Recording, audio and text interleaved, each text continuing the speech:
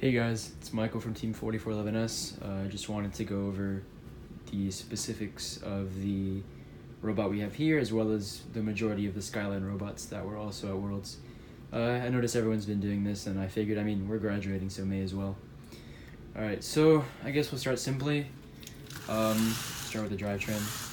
So it's pretty simple. It's just a very simple 4-motor, 200 RPM base, directly linked. If you'll notice, all of the motors are on quick swap. Don't ask why the front ones are on those zip ties, it's whatever.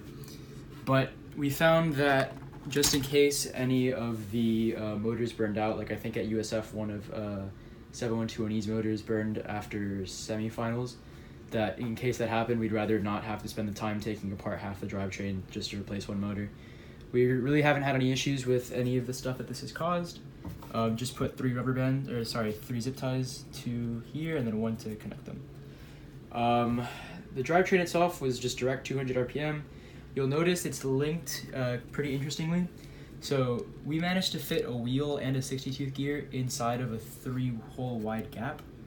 The way we did this without, it barely has any clearance, but the way we managed to do it was this piece of C-channel on either side of the robot is drilled out on the bottom holes.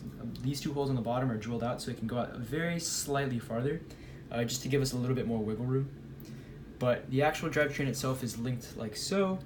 So this gear connects to this one, and then it's chained to the front assembly as well, which has a very similar setup, 60-tooth gear connected to these. One interesting thing to note is you might see that, let's see if I can get a good angle on this. There's a zip tie at several places that connect the gear to the wheel. We have this on all the wheels. This is simply just to reduce slop. Helps a lot during autonomous, for example, to prevent wheel slippage. Alright, so the last thing I think is the gyroscope on the bottom. A lot of people found it very interesting that we're running gyroscopes in our robot because drift, and it doesn't necessarily mix well with the flywheel.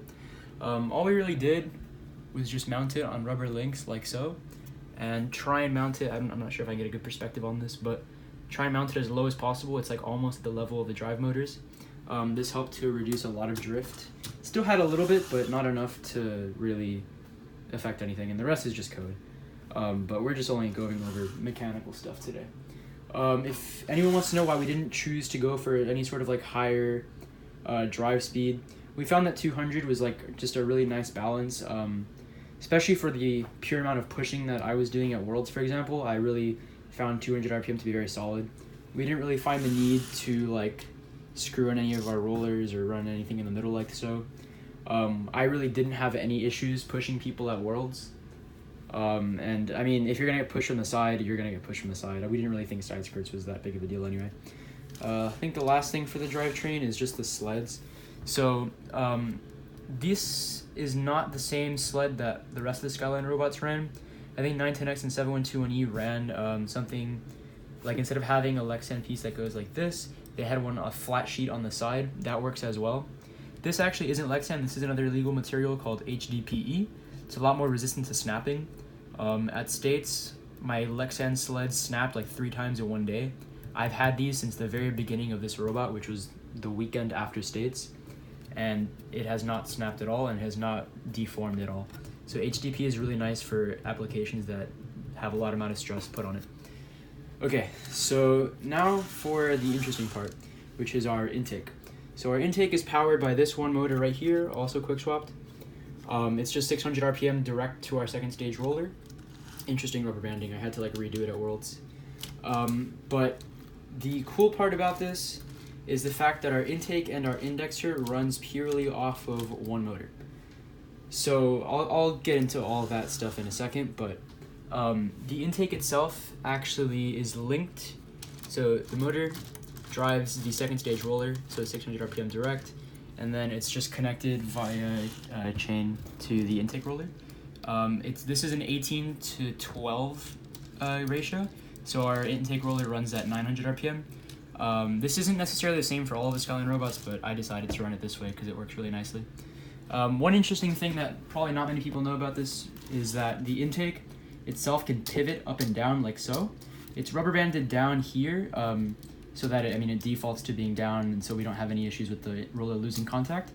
But this is, it helps a lot for intaking two balls at the same time. It gives them a little bit of wiggle room so they can like jumble around until one takes priority over the other.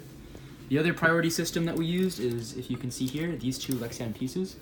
You'll notice one is, inherently smaller than the other, which means that this ball will usually always go in first.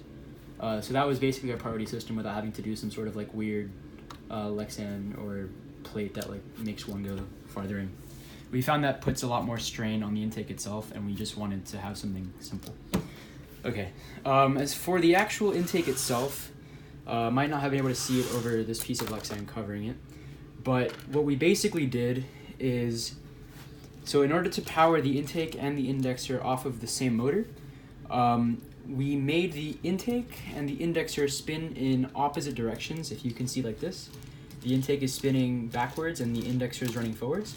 We did this just by gearing like so. You can see the shaved down gears, and then just chaining to the indexer. The indexer is on a 1-to-1 ratio because you have two 36 tooths and then two sprockets of the same size. So the indexer also runs at 600 RPM. Now the cool thing about the indexer is the ratcheting mechanism that we did. If you can see, this is a, I believe it's from the winch and pulley kit, this little piece. It's the end of a pulley, I believe, or whichever part pulls the string, that we just cut off like the very end of it and then put some notches in it. And then there's just a piece of C-channel that like slots in. So if you run the intake forwards, and then you're holding the indexer like so, you can hear it click and the indexer doesn't move.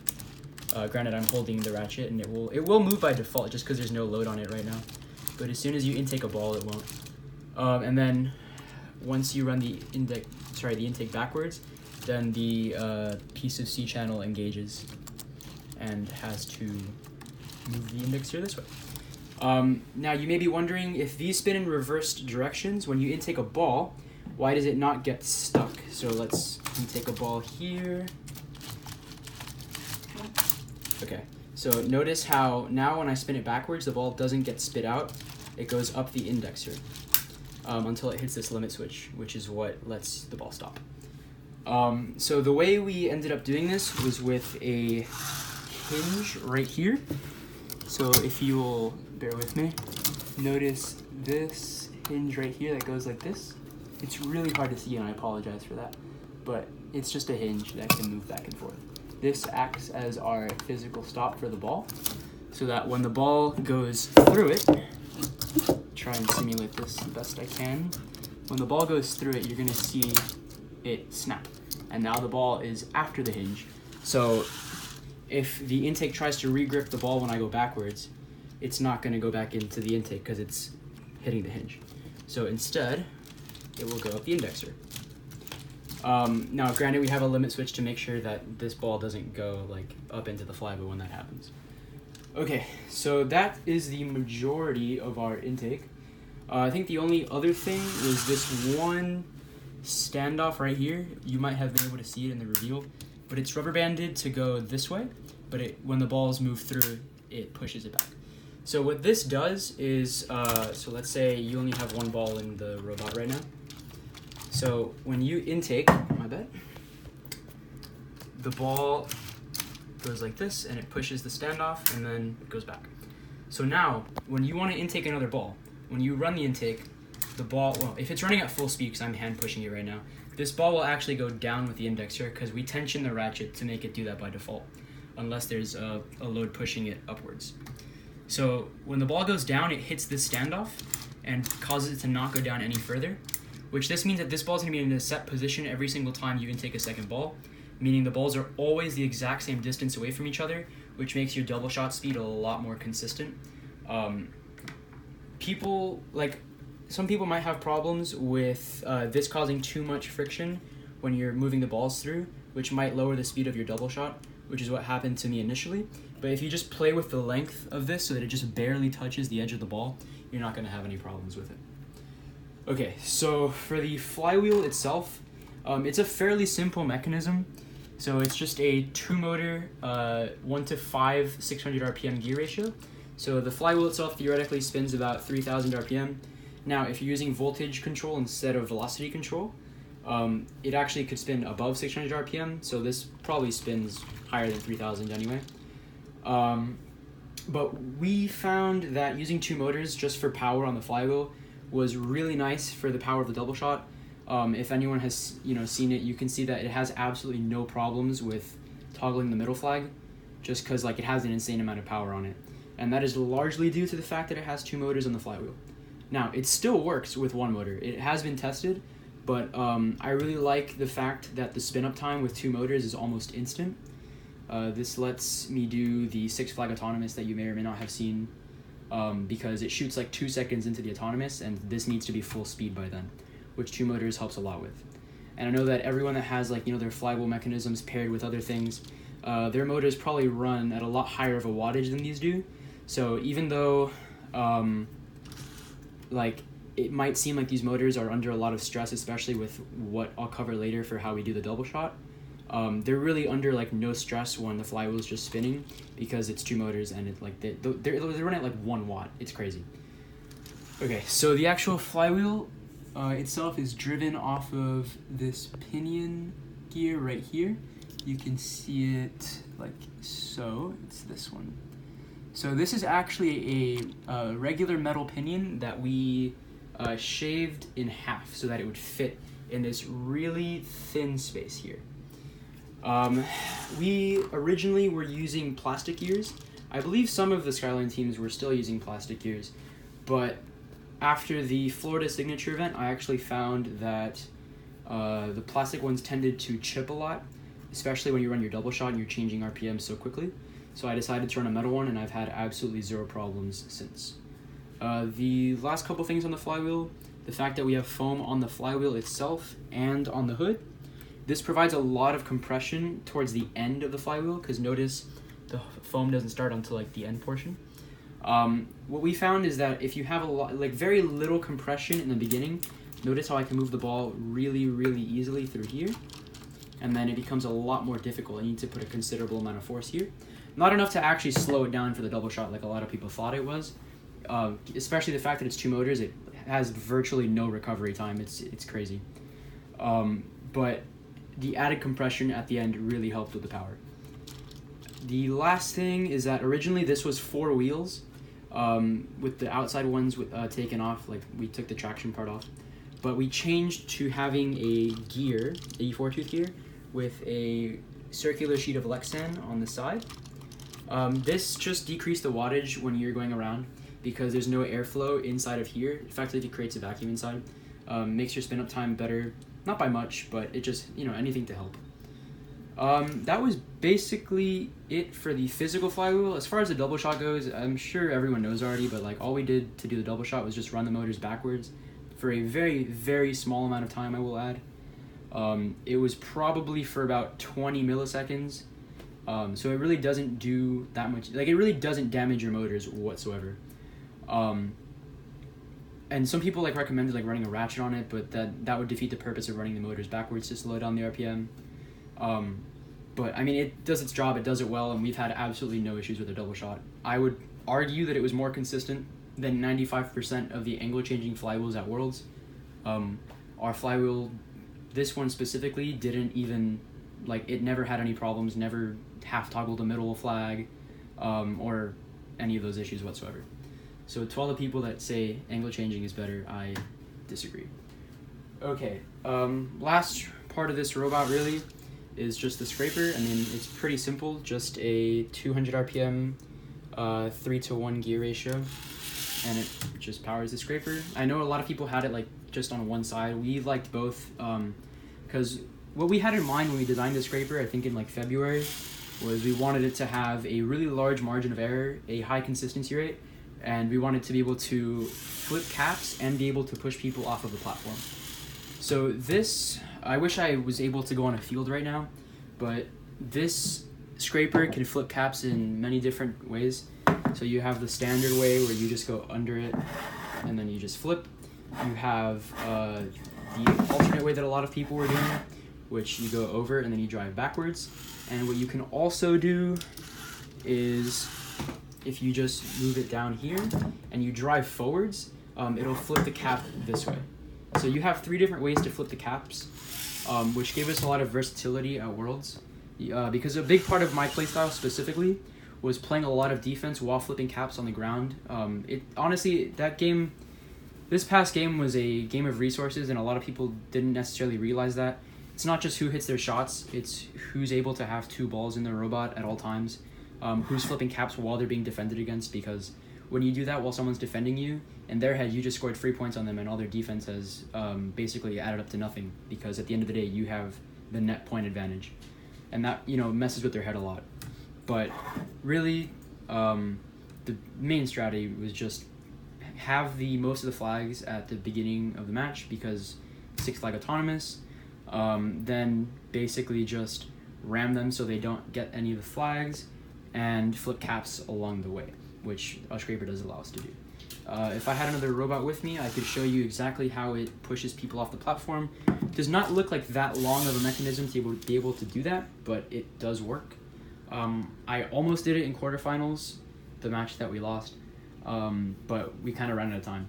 But basically it just goes like this and you push them. It's pretty simple. Any other miscellaneous things? Oh, okay, so our backfield double shot was a lot less complicated than our front field one. So when we set our RPM for the front field, it's basically just setting the motors to full speed or whatever voltage different robots on Skyline use different voltages, but I set it to full speed. But for backfield, we ran a TBH loop to keep it at a certain velocity just to make it more reliable. We didn't choose to do this on the front field because spool up time for straight voltage was just a lot faster. But for the backfield double shot, you need to be a lot more accurate, so we ran TBH. We didn't need to do any motor reversing for the double shot though. Alright, miscellaneous stuff. So this piece of Lexan right here, it's kind of like a ramp of sorts. This is purely to get the ball more reliably in autonomous. So if you have your cap like this, a lot of people had problems getting the ball into the cap at Worlds purely because of the anti-static. But what this does is when you drive into the cap, this basically makes contact with it and tilts it upward so that you can get the ball really easily. This also helps when you're trying to push people off of the platform. A strategy that a lot of people didn't realize was if you're on your alliance color and there's someone on center and you're contesting them, you push up forwards and then they fight you back. But then you drive backwards, which puts them on top of this piece, and then you drive forwards and you can potentially flip them off the center platform, which was very nice. Any other miscellaneous pieces? Let's see. I think the only other thing is this giant piece on the back. Everyone asked me why this is punch OP. I was planning on pushing a bunch of punches in finals, but that never happened. This is really just to protect these wires in the back. That's what it was built for, because Florida has a lot of defense, and we've had a lot of problems with people getting entangled in our wires, especially given the fact that this is like zip tied here so that you can't possibly pull this battery wire out. Yes, that happened at Worlds. But this actually has a lot of functionality. So if there's a cap on the ground, you just like drive backwards into it and it just like magically flips. It's super consistent motion too. You can probably find it in our match videos at Worlds. But I believe this covers the majority of the robot. It really wasn't that complicated. It doesn't even have like a cap lift or anything. But a lot of the thought throughout the season that went into this robot was just perfecting the intake mechanism and the ratchet, as well as like the double shot stuff. We spent a lot of time coding that to make it as fast and consistent as possible. But at the end of the day, this was basically the robot. So if you guys have any more questions, feel free to leave them in the comments. And Skyline out.